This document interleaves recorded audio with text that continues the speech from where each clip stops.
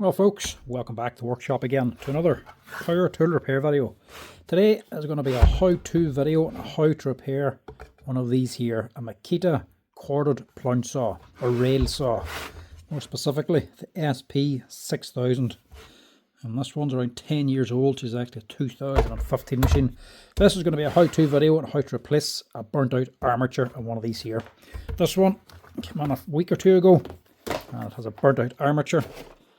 And it's just arrived on, so we're going to stick it onto this here. So just see if the symptoms are here first.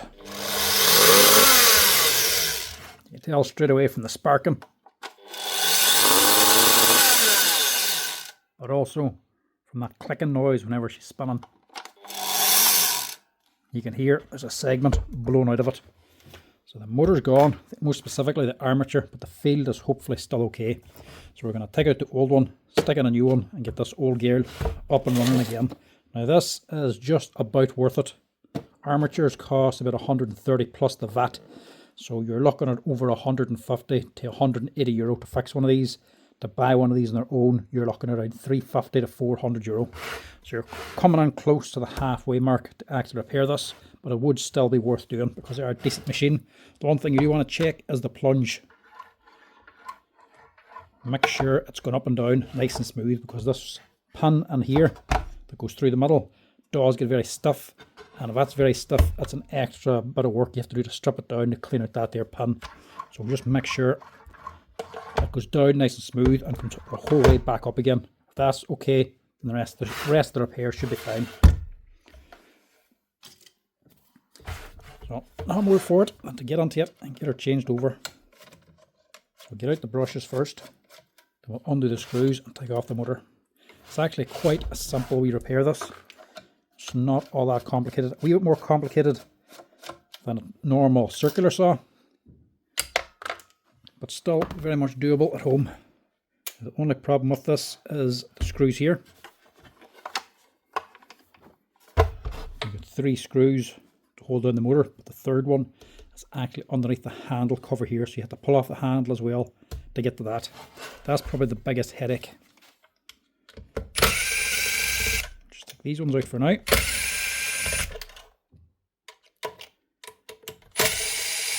Just a long PH2 bit is the main thing you're going to need for this repair, and I mean a very long one, because that ain't even long enough. These here are actually drywall bits for collated drywall guns. Some of the old Makita ones, they come in all different lengths, but they're very good for screws because they last so long. They have to be very hard for collated screws because they slip an awful lot, so they don't wear out as easily. A bit more expensive to buy, but very handy. If you're getting them, make sure you get the good long one. That's the only one that gets down at this long handle.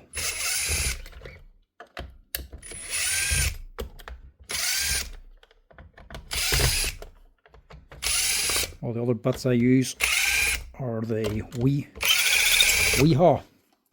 Everybody always asks. They're out of the Weehaw System 6 set. These here hex ones, they're actually for a screwdriver handle, but I just use them and the drill as well. But they're all the bits you need for dismantling machines. All the different sizes, torques, flats, Phillips, everything you need. But even they aren't long enough.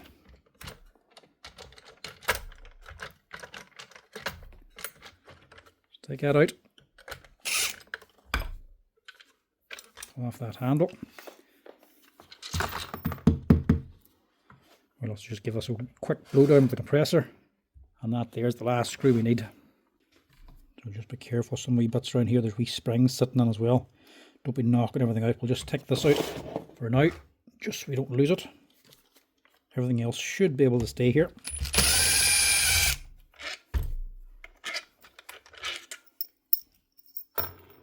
Like that should come out. Before I take it out, I'm just going to blow this down to clean out the dust.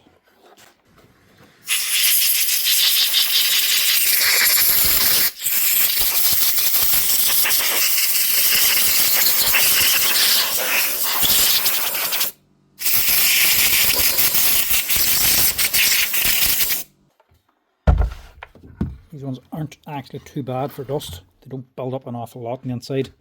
Some brands are even worse, but these only just get a little bit. The main thing you want to just make sure is clean is this bar here. There's actually grease on it, just for pushing this here boy in, for it to slide on. As long as that's not too badly packed out, you're right. Now, don't need to take off anything else or dismantle anything else. You don't have to take off the screw down here, not unless you have to take off the whole handle. But the motor should just pull straight out. Don't just yank on it though, because there's still two wires connected. Just lift it up gently and tip it over, and you can actually get the whole thing off without having to take out these wires or dismantle anything else. And your armature is just right here. It'll be a little bit tight because there's an actual brake on this. Whenever you actually engage your trigger, this boy here, it's pulling on this steel bar. It pulls on this, which is actually a brake. So whenever you pull the trigger in, you're releasing the brake. That allows your motor to spin. So whenever you open these up, don't be thinking there's a bearing gone because this isn't turning. It's the brake down in here. So that actually stops the machine as well as your switch too. That just stops it extra quick for you and gives the blade a little bit of resistance when it's not running. I'm going to take it out, just hold it firmly, give it a wee wiggle and a pull. That's the whole thing out. And as you can see, the damage didn't actually blow a segment completely out, but it did blow it up. She was burnt out of there. It was a very obvious failure. Sometimes it's hard to tell when it all looks like this. Sometimes it can be an internal failure, a short inside, where it's energizing two segments at the same time and basically fighting with itself. It's trying to rotate and turn back at the same time. Makes a lot of heat and a lot of noise. But the comm bar up here can sometimes look absolutely fine. Then obviously a bad failure then, it actually blows these comm bars out, or there can be a bigger gap in between, showing you where it's actually arcing and sparking. Then that there is just another standard fault you see as well. You'll actually see one burnt segment. If you run your hand across it or your finger, you'll feel this here segment's actually raised up a little bit higher. If the boy had a cap using it, that would have eventually just blown out completely. But that's gone. So the only thing we need is a new armature and a new set of brushes as well. And the armature for the 110 machine is this here, 513676-9. That's roughly the price you're going to get them for, about €130 depending on where you buy them. Comes as one complete unit with the bearings and all attached. What are these? All NSK bearings for Makitas. NSK in the bottom as well. One's made in Indonesia. These ones are actually made in Poland. Good quality ones. Only thing we need to change over is this little rubber end. That actually slides over the top of the bearing as the actual housing for the bearing. It sits inside a rubber instead of sitting inside the plastic body. So if this ever fails, the bearing, if it gets too hot, it just heats up the rubber. It doesn't melt the plastic. So it's a better system. Stops you from destroying the housing if the bearing fails. Because if that fails and gets hot, it's easier to cook the plastic than it is the rubber. At least this gives you a bit of an early warning before it fails completely.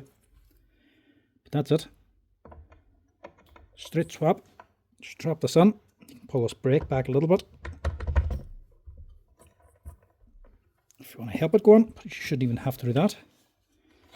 And then gently put your motor housing back over the top. So you just have to twist it in. It just drops down. Make sure your wires are right. And just stick these screws on, and that's basically it. Couldn't get an easier repair for a complicated plunge saw. Handle has lots of bits on it. The motor is very easy to change. These are actually a decent machine. Corded ones are very good. Cordless are very handy. Probably one of the best cordless meters or plunge saws on the market now is the Makita 40 volt. That one's a lot more expensive, but a very good machine. The only fault with these here, corded and corded, is this pin down here. That's the only complaint we always see, where that gets fouled up, full of dust or wires, and eventually just becomes very stiff. And you just have to take the pin out again and clean out the bores and the pin itself to get it moving free again. But if you take too much off, you sand it too much, you'll actually produce too much play.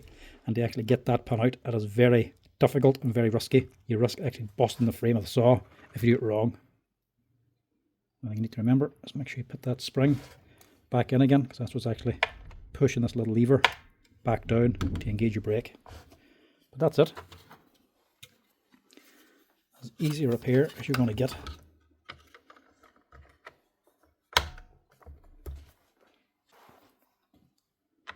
So one big bolt here, the rest just all these wee small screws.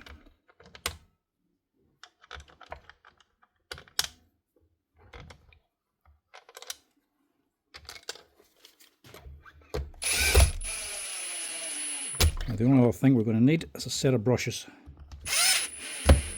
You never reuse the old brushes from a burnt out motor, because they're going to be damaged. They're not damaged, but they're not going to be sitting right. You always want to put on a new fresh set of brushes. So these ones are CB303s. I'll show you why you always want to put on new ones. Sometimes they can look alright, but it's never worth risking a brand new motor for them. So for a start, these old ones are two different sizes. They've worn two different ways. You can see they've arced on across here, so they've eaten away this side, so they're not getting full contact anyway. New brushes will have these little lines on them, and they've a wee concave curve to them as well to actually fit and sit down snug onto the armature, so you get best contact. The little lines are for whenever the armature is worn, like this one, where it's not going to be completely flat. It might be already concaved, or there might be little lines or wear marks on the armature where it hasn't worn evenly. That's so they can wear away double quick and just conform to the surface of the armature nice and quickly. If you use old ones, these are going to be suited to the burnt out armature.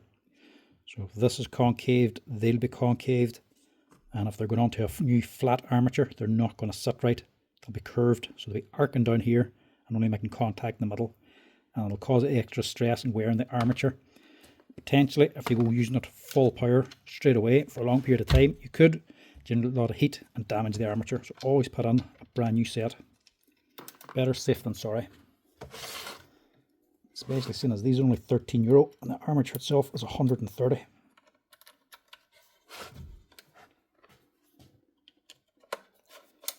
Plus, you then also know you've got maximum runtime out of these brushes. You don't have to think about changing them again anytime soon.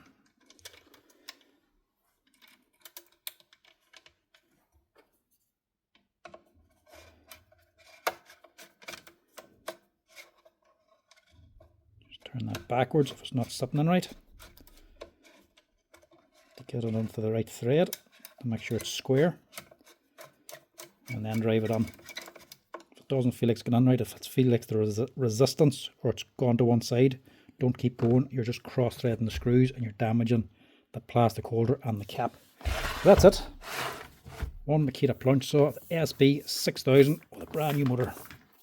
Now, hopefully running like a brand new machine again, with full power.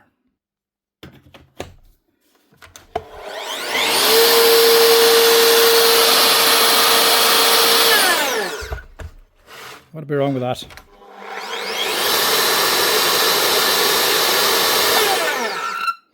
Now, all he needs now is a new blade. But that's it. That's how you replace the armature and brushes on one of these here Makita corded plunge saws. Not a difficult job. They look a lot more complicated than what they are, especially on the motor side. Just as long as you don't move any of the wheel handles up in here, have to figure out how they go back together again. The actual mechanism inside of here is far more complicated than the motor. Take off the motor housing, pull off the handle, take off the motor housing, and just pull out the armature, stick in a new one. Very easy to do and very much worthwhile. Anyway folks, that's it. Just a quick wee how-to video. As always, if you're liking the repair videos, make sure to drop us a wee like and a follow down the bottom. If you want to see more of them, stay tuned to the channel. I always post a wee tool repair video every day, and then maybe once every week or two I'll stick up a full power tool repair thon video. If you want to check them out, stay tuned to the channel. Until next time folks, I'll chat to you again. Cheers.